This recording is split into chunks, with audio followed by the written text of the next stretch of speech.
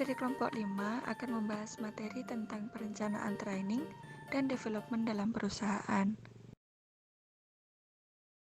Adapun anggota dari kelompok kami, yang pertama Muhammad Diki Sohibuddin, yang kedua Zainab, yang ketiga Lista Prasetyaningsih, yang keempat Wahyu Hardianto, yang kelima Urifa Nurlaili, dan yang keenam Mahrus Aladin.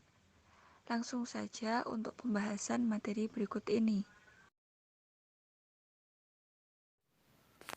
Pengertian training dan development.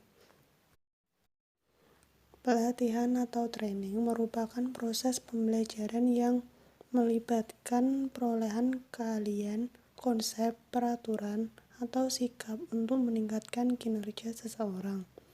Pelatihan kerja adalah keseluruhan kegiatan untuk memberi, memperoleh, meningkatkan, serta mengembangkan kompetensi kerja, produktivitas, disiplin, sikap, dan etos kerja pada tingkat keterampilan dan keahlian tertentu sesuai dengan jenjang dan kualifikasi jabatan dan pekerjaan.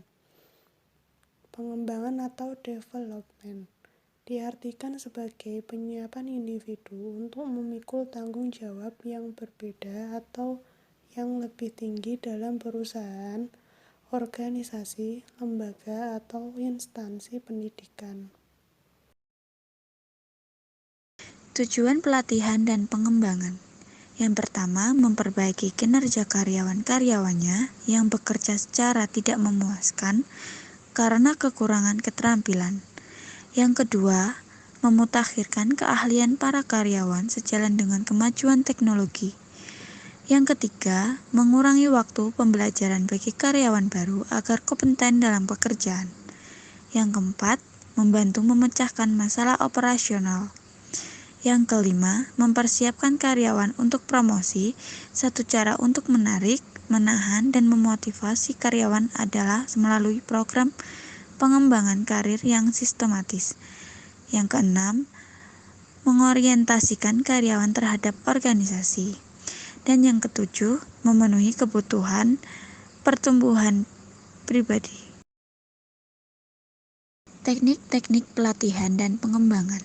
Yang pertama, metode praktis atau on-the-job training. Yang kedua, teknik-teknik presentasi informasi dan metode-metode simulasi. Yang ketiga, teknik-teknik on the job.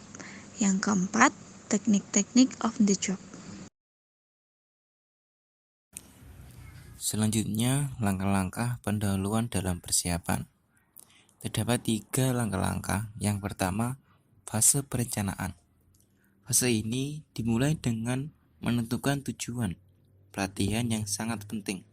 Artinya, dalam menyusun kurikulumnya yang berisi tentang apa yang perlu dipelajari oleh para pekerja. Yang tidak boleh dilepas kaitannya dengan perilaku dalam melaksanakan pekerjaan. Yang kedua, fase mediasi pelatihan. Oleh karena itu, proses belajar merupakan interaksi antara manusia dengan lingkungan. Maka, pada langkah atau fase kedua, diperlukan kegiatan mendesain lingkungan pelatihan. Yang ketiga, fase evaluasi kegiatan pelatihan. Maksud dari fase evaluasi adalah kegiatan menilai kegiatan pelatihan yang telah dilaksanakan.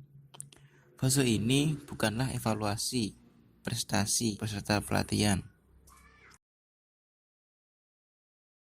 Di sini saya akan menjelaskan tentang materi yang F, yaitu program latihan dan pengembangan. Program latihan dan pengembangan dibagi menjadi 7, yaitu yang pertama pelatihan keahlian atau pelatihan keahlian karyawan, skill training. Pelatihan ini untuk mencari apa yang menjadi kebutuhan ataupun kekurangan. Yang kedua, pelatihan ulang. Pelatihan ini melatih untuk bisa beradaptasi ketika kondisi pekerjaan yang berubah-ubah.